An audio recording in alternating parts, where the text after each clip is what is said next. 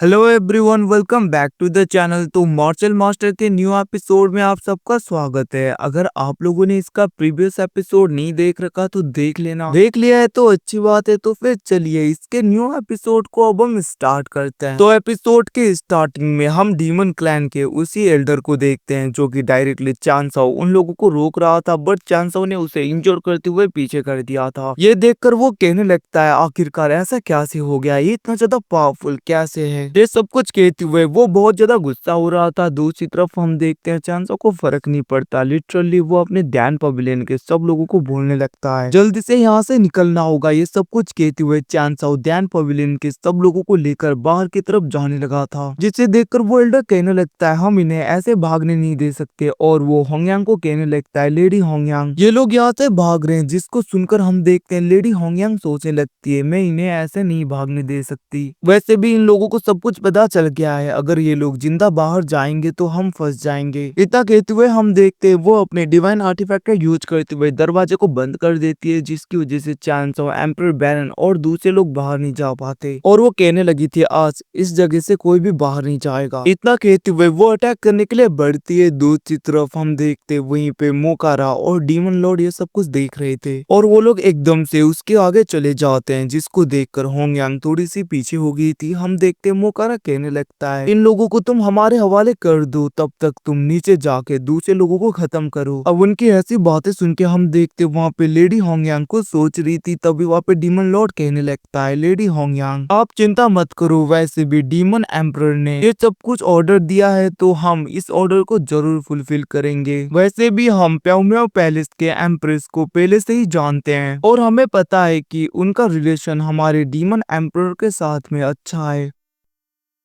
तो lady Hongyang आप चिंता मत करिए, इन लोगों को हम मसल देते हैं, आप बस जाके दूसरे लोगों को देखिए। और सुआन युआन एम्पायर के कोई भी आज जिंदा नहीं रहेंगे और मैं प्रॉमिस करता हूँ कि प्याओमियाओ पैलेस के एम्प्रेस के लिए मैं सुआन युआन एम्पायर के एम्परर का एक दिन हेड लेकर आऊंगा। ये सुन के हम देखते वहाँ पे होंगयांग हिचकिचा रही थी, बट हम देखते डीमन लॉर्ड एक डिवाइन सोर्ड को बाहर निकालते हुए कहने लगता है अगर मेरे ऊपर भरोसा नहीं हो रहा तो ये अपनी लॉयलिटी को मैं प्रूव करने के लिए आपको देना चाहूंगा। इतना कहते हुए उसने उस सोर्ड को बाहर निकाल लिया था। हम देखते हैं उसे देखते हुए वहाँ पे होंगयांग को सोचने लगी थी, बट वो उस सोर्ड को धीरे धीरे पकड़ लेती है और वो कहने लगती है आखिरकार ये दोनों डीमन लॉर्ड ऐसी बातें क्यों कर रहे हैं, क्योंकि हमारे एम्प्रेस का और डीमन एम्परर का तो कोई भी रिलेशन भी नहीं है। तो फिर क्या ये लोग यहाँ पे मुझसे झूठ बोल रहे हैं या एम्प्रेस ने मुझे कभी बताया नहीं, आखिरकार क्या हो सकता है। ये सब कुछ सोचते हुए वो वहाँ पे थोड़ी सी शॉक हो रही थी, बट हम देखते हैं डीमन लॉर्ड कहने लगता है तुम चिंता मत करो, तुम्हारे लिए सुआन युआन एम्पायर के सब लोगों को हम खत्म करेंगे। इतना कहते हुए वो लोग गुस्से में नीचे की तरफ चले गए थे। ये देखकर हम देखते हैं दूसरी तरफ एम्परर बैरन कहने लगता है एल्डर क्वीन मैंने कहा था ना, देखिए प्याओमियाओ पैलेस के लोग और होंगयांग ने ही हमारे यंग मास्टर को खत्म किया है। इवन की अभी देखो ये डीमन लॉर्ड के द्वारा हमारे लोगों को पूरी तरीके से खत्म करवा रही है। ये सब कुछ सुन के हम देखते हैं दूसरी तरफ वहाँ पे होंगयांग थोड़ी सी शौक और थोड़ी सी परेशान हो जाती है।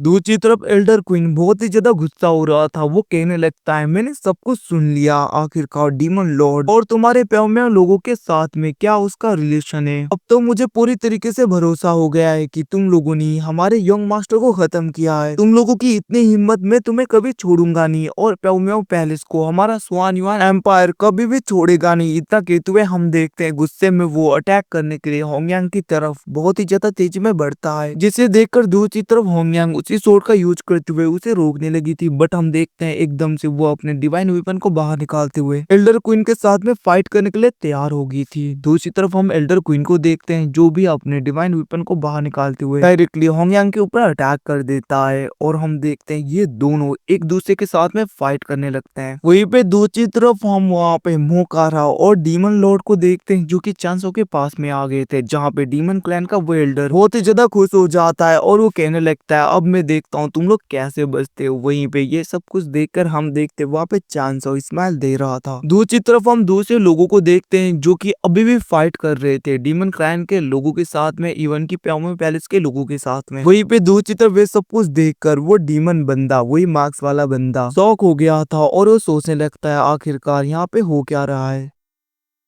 दूसरी तरफ हम देखते हैं होंग यांग और एल्डर क्वीन के बीच में बहुत ही ज्यादा खतरनाक फाइट हो रहा था। दूसरी तरफ डीमन लॉर्ड ब्रास को देखते हैं जो भी वहां पे दूसरे लोगों को खत्म कर रहा था और उनका डीमनिक ब्लड डायरेक्टली जाके ऊपर वाले फॉर्मेशन के साथ में मर्ज होने लगता है। ये सब कुछ देखकर वहां पे वो मार्क्स वाला डीमन मतलब कि वो जनरल सोचने लगा था ये तो अच्छा हुआ कि ये सब लोग मार्शल एम्पर रिलम में पहुंच गए, मतलब कि 5 एम्पर रिलम में, जिसकी वजह से इनका ब्लड इनका एनर्जी बहुत ही ज्यादा इफेक्टिव साबित हो रहा है। बस यहाँ पे 2 इंसान और 5 एम्पर रिलम के अगर 2 इंसान डायरेक्टली खत्म हो जाए तो वो पूरी तरीके से आजाद हो जाएंगे। इतना कहते हुए हम देखते हैं वो फॉर्मेशन के ऊपर अपने पाव को और भी डालने लगता है और हम देखते हैं उस फॉर्मेशन से डायरेक्टली प्लेटफॉर्म के ऊपर एनर्जी जा रहा था जिसकी वजह से वहां पे क्रैक्स आने लगता है। ये सब कुछ दूसरी तरफ चांसो भी देख रहा था। तभी हम देखते हैं डीमन क्लैन का वो एल्डर कहने लगता है चांसो अब तुम क्या करोगे, देखो हमारे डीमन लॉर्ड भी आ गए, अब तुम यहाँ पे कुछ भी नहीं कर सकते। ये सब कुछ कहते हुए हम देखते वो वहाँ पे बहुत ही ज्यादा खुश हो रहा था। दूसरी तरफ एल्डर सीतू कहने लगते हैं आखिरकार अब हम क्या करें, जिसके रिप्लाई में वहाँ पे चांसो कहने लगता है आप लोग जल्दी से यहाँ से जाओ, तब तक मैं इन तीनों डीमंस को देखता हूँ। बस ये लोग डीमन क्लैन के 3 लोग तो हैं, मैं देख लूंगा। ये सुन के हम देखते वहाँ पे एल्डर सीतू नहीं मानते बट चांसो कहने लगता है बात को समझो, निकलो आप लोग। अब ना चाहते हुए भी वहाँ पे एल्डर सीतू और दूसरे एल्डर इवन की ध्यान पवेलियन के लोग भी तेजी से वहाँ से निकलने लगे थे। दूसरी तरफ चांसो अपने स्पिरिचुअल स्पेस जार को बाहर निकालता है और हम देखते उसके अंदर से बहुत ही ज्यादा स्पिरिचुअल बॉक्स बाहर आ गए थे और वो सब लोग उनके चारों ओर घूमते हुए एक बैरियर बनाने लगते हैं। मतलब कि वो सारे कीड़े उनके चारों ओर घूम रहे थे और ऐसा लग रहा था कि किसी टाइप का बैरियर बन रहा है।